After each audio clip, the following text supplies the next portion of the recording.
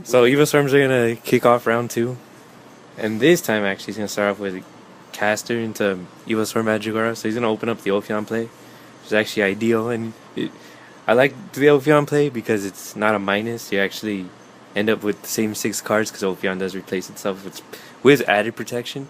It's actually the ideal opening for Evilswarms. So now we're gonna see the Spellbook player have to play around the Ophion. So which is not that hard with Spellbooks. They could run it over pretty easily. So he's gonna set up with 3 back row. You see the Spellbook player set 2 back row, which is kind of fishy since they tend to just summon and activate. To me, that's actually an indication he's opening up kind of weak here, Gio. Yes, he can combo into it. So he ends his turn, and first thing he does, Evilswarm player does, is attack, sets a back row, and ends his turn.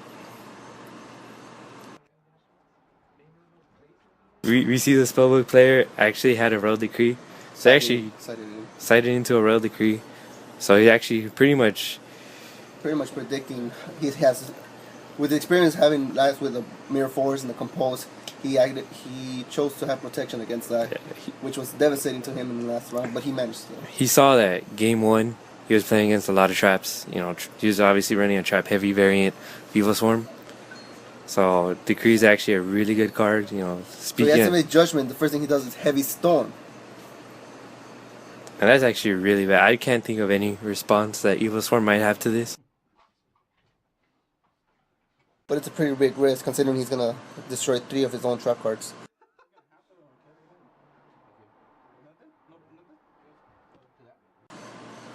But as we see, that's another Decree and a Rivalry. So the Evilswarm player actually, which indicates how bad his hand really is, considering he opened up all his side deck. Goes ahead and ends his turn, adds the secrets to his hand, and special summons the Veiler for Judgment's effect.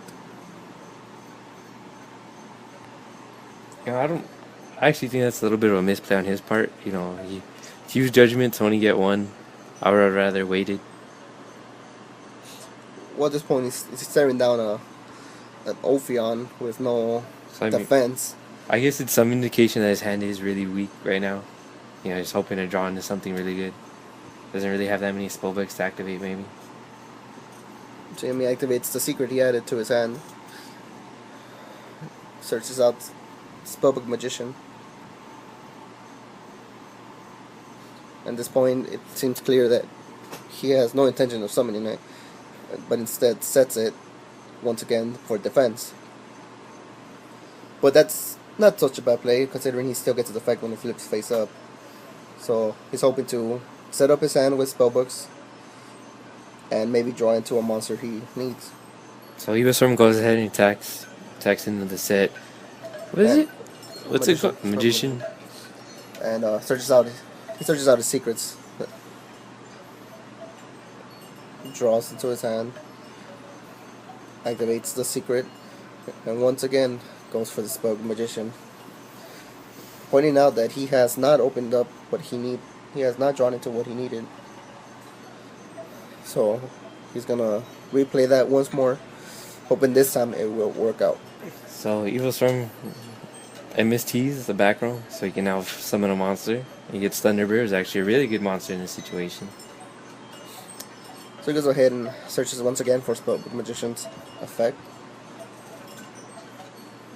Opens up, searches out secrets again, which is the best play he has, considering depending on what he draws, secrets will, you know, vary it whatever he needs. He draws into it. Once again, activates secrets. Checks his deck, checks his graveyard to see if he has 1 remaining Spellbook Magician, and yes, he does. Having no options left, he has to set the last one.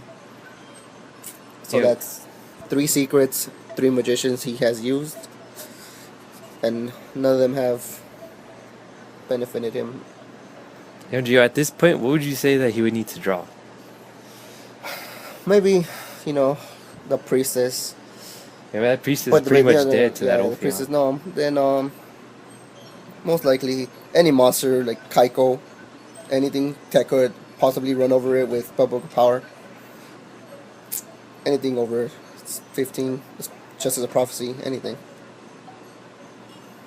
So he goes ahead and adds a Spellbook of Fate.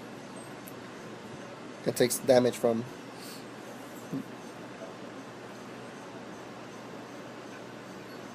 Goes ahead and draw. At this point he has very limited options. So he goes ahead, decides his hand's dead, and he scoops it up.